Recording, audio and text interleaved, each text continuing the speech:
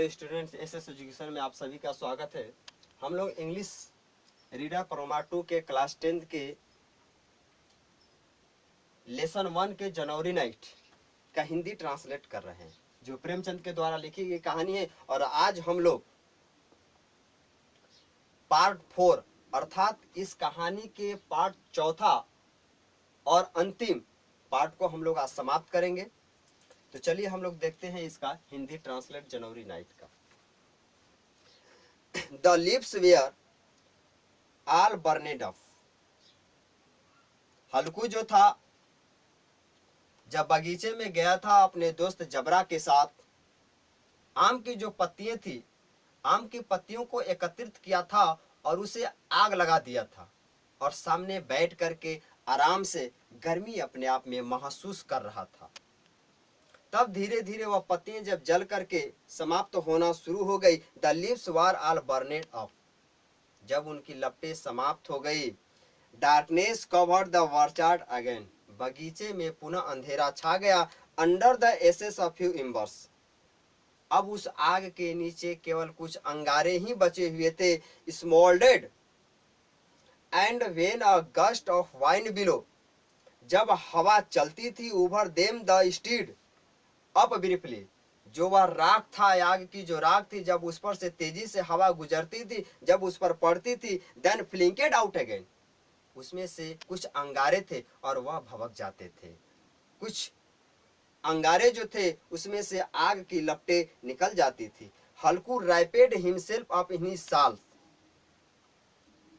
हल्कू ने जो शाल ले रखी थी, फटा जो चादर था उसके पास, उस चादर को बैठा था पीछे रख करके, उसे हटाता है और पुनः ठंड लगना शुरू हो जाती है और चादर को अपने बदन पर ढक लेता है। Again and sat by the warm. और पुनः वह बैठ जाता है। Ashes humming a tune.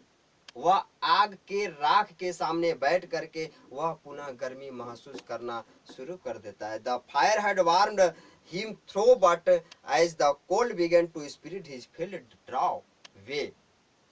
जब आगे की लपटें समाप्त हो गई, अब केवल राखें बची हुई थी। राखें थोड़ा सा गर्म थी। जब तेज हवा चलती थी उसमें से अंगारे निकल रहे थे। उसी अंगारे के सहारे हल्कू साल ओढ़ करके उस आग के सामने बैठा हुआ था। ठंड लग रही थी। Jabra gave a loud bark and run towards the fields. कुछ समय के बाद जबरा ने कुछ आवाजें सुना और तेज भौंकते हुए चिल्लाते हुए खेतों की तरफ दौड़ता चला गया। Halku realized that the mint peak of the wild animals had probably broken into the field. हल्कू समझ जाता है कि कोई जानवर हमारे खेतों में आ चुका है और इसका खबर हमारे दोस्त जबरा को मिल गया है। द माइट बी नीलगाय। अंदाजा लगाया हल्कू कि यह नीलगाय हो सकती है। He distinctly heard the noise of their moving around. हमें उन्हीं की आवाजें लगती है। Then it seems to him they must be grazing. उनके चरने की आवाजें भी मुझे प्रतीत होना शुरू हो गया। He began to hear the sounds of nibbling.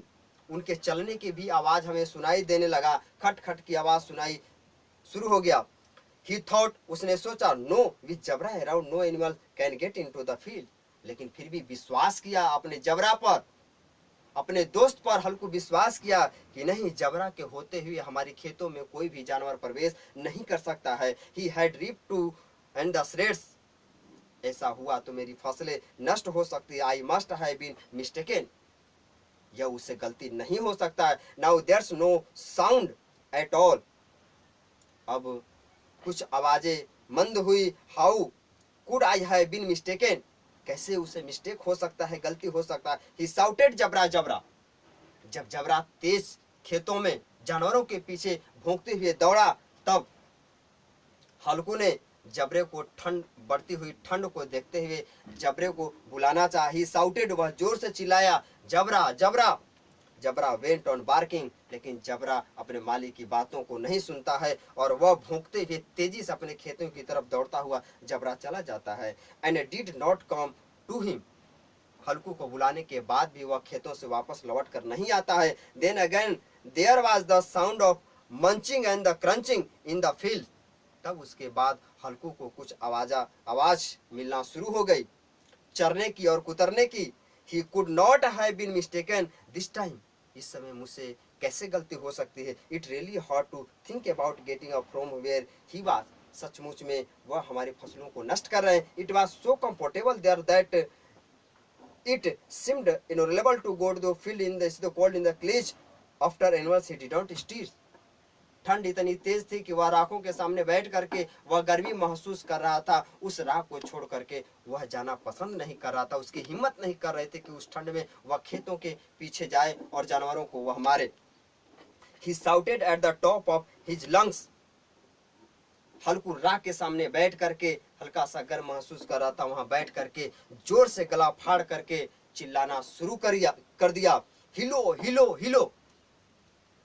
यानी कि जानवरों को भगाने के लिए राख के सामने बैठे हल्कू ने यहीं से उसकी क्षमता नहीं बन पाई कि वह उठ करके जा करके खेतों से जानवरों को भगा दे, और यहीं से वह हिलो हिलो शब्दों में जानवरों को भगाने के लिए आवाज लगाता है। Jabra started barking again. Jabra पुनः भौंकना शुरू किया। There were animals eating his field just when the crop was ready. Halku जान गया कि जो हमारे खेतों में छोटी छोटी फसलें उग रहे थे, जो तैयार हो रहे थे, वह जानवर उसे खा जाएंगे, नष्ट कर देंगे। What a fine crop it was. यह कितना सुंदर छोटा छोटा पौधा था, सारे नष्ट हो जाएंगे। एंड दीज कस्ट एनिमल्स वेर डिस्ट्रॉय। यह दुष्ट जानवर हमारी फसलों को नष्ट कर देंगे। With a firm resolve, he got up and took a few steps.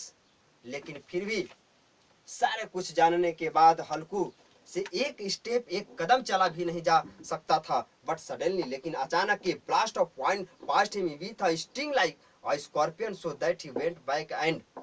लेकिन कुछ समय के बाद वह सोचा कि हम अपने खेतों की तरफ चलते हैं, और कुछ ही कदम चला कि तेज हवा ठंड के साथ आई और एक बिच्छू के डंक मारने की तरह जब उसे चुभने लगी जब ठंड, तो वह पुनः वापस दौड़ करके वह राख के सामने आकर के बैठ जाता है। So that he went back and again by the examined fire and the state of the ashes to warm his the chilled body.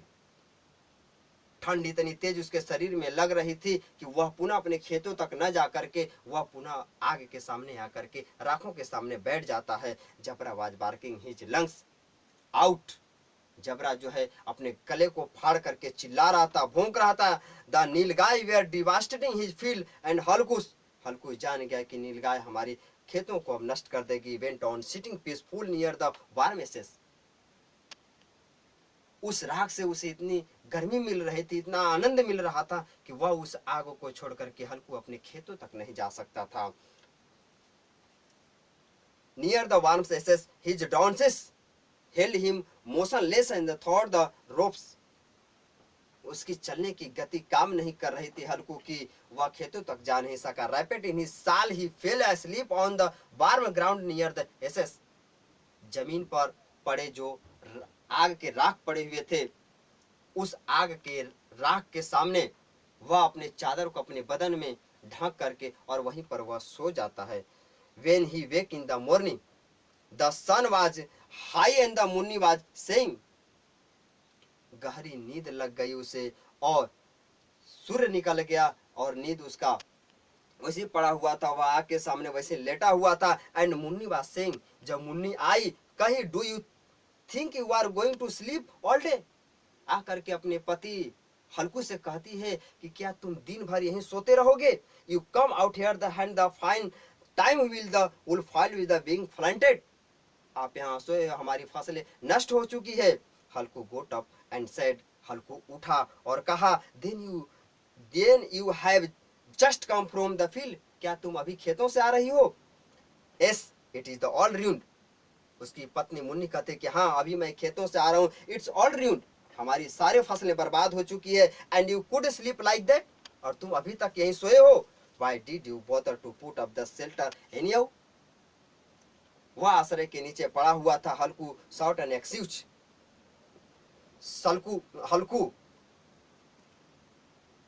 व्याकुल हो जाता है और कहता है, I nearly died and just manage to get through the nightly and you worry about you crop. तुम्हें फसल की चिंता है, मुझे रात में मरने से बच गया। यह हल्कू अपनी पत्नी मुन्नी को बहाना बनाना शुरू कर दिया और कहा कि तुम्हें फसलों की चिंता है, हम रात में मरने को बच गए थे। I had such a pain in my belly I can not describe it.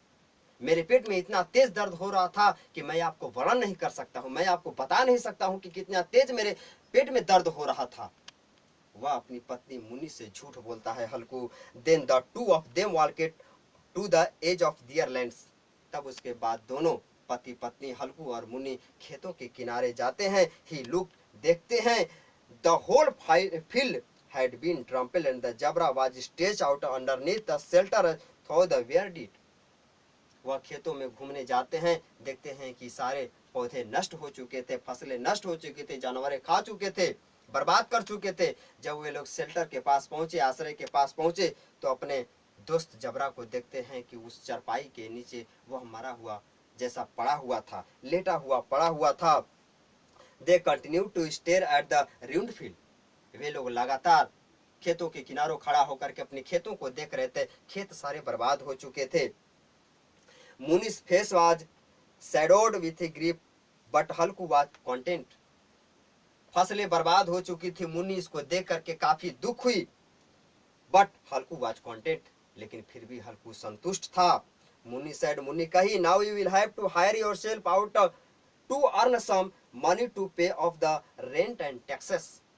हमारी फसलें बर्बाद हो चुकी, हमारे पास अनाज उत्पन्न नहीं हो सके, अब बताओ मैं एक दूसरे की पैसे को कैसे चुकता करेंगे। With a content smile Halku said, अंत में अपनी पत्नी हल्कू से कहता है, हल्कू अपनी पत्नी से कहता है कि but I want have to sleep night out there in the cold. मैं इतनी ठंड रात्रियों में खेतों में आकर के नहीं सो सकता, चाहे फसलें नष्ट हो चाहे कुछ हो। चलिए, तो हम लोग आज जनवरी नाइट के